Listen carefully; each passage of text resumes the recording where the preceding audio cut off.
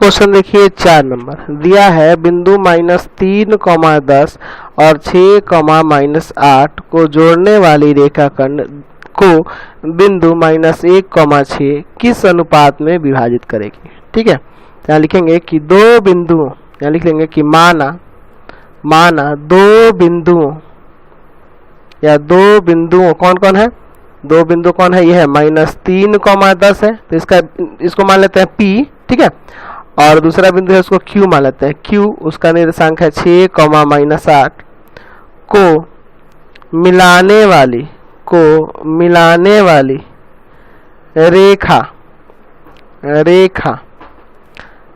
PQ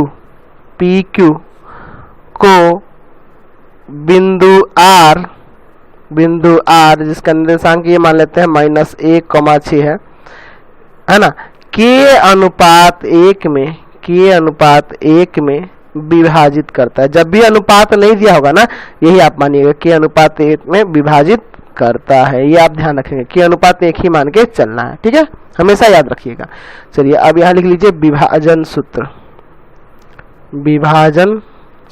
तो विभाजन सूत्र वही है आपका, क्या था, mx2 प्लस में nx1 बटा में m प्लस n, अच्छा फिर my2 प्लस ny1 बटा में m प्लस n।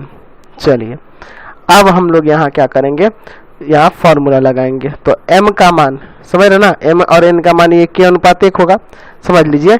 m और n का मान ये क्या होगा, k अनुपात 1 आ जाएगा, और x1 y1 इसको और x2 y2 इसको। चाहे तो आप फिगर बना सकते हैं, फिगर बनाने से पता है आसान हो जाता है आपको। ठीक है, दिखने में आराम हो जाएगा, इसलिए बता रहे हैं आपको। ठीक है, अभी आप शुरू में सीख रहे हैं, इसलिए फिगर की जरूरत यहाँ पड़ेगी, अच्छा रहेगा। -1, -10 है, सॉरी -3, और Q जो है आपके पास 6, -8 है।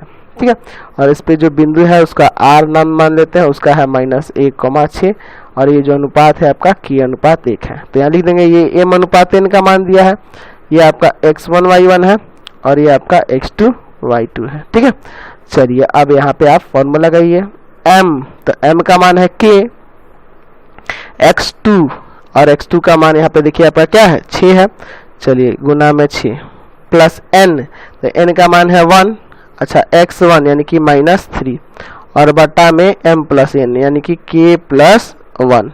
चलिए फिर कॉमा दीजिए, m यानी k, y2 यानी कि इसका -8 दिया है, ठीक है, प्लस n यानी 1, और y1 की जगह क्या दिया है आपका 10 दिया ना, y1 की जगह 10, और बटा में m प्लस n। अच्छा ये जो इनके निर्देशांक जो यहाँ पे यही ना बराबर में रखेंगे, -1, 6। ठीक है, यही ना इसको विभाजित कर रहा है के अनुपात 1 में, तो इसके बराबर में रख देंगे। चलिए इसको सॉल्व कर दीजिए। तो अब आपका आएगा यहाँ से कितना, चलिए इसको सॉल्व करिएगा तो आ जाएगा 6k -3 बटा में k प्लस 1, यही ना होगा। फिर यहाँ पे भी ये -8k प्लस में 10 और बटा में k प्लस 1, और बराबर में -1, 6। आप यहाँ किसी एक को बराबर कर दीजिए, जो नहीं कि है ना, x का नियामक x के नियामक के बराबर कर दीजिए, और y का नियामक y, कोई एक भी करिएगा तो चल जाएगा, दोनों करने की जरूरत नहीं है। ठीक है, तो हम लोग लिखेंगे यहाँ x के नियामक बराबर में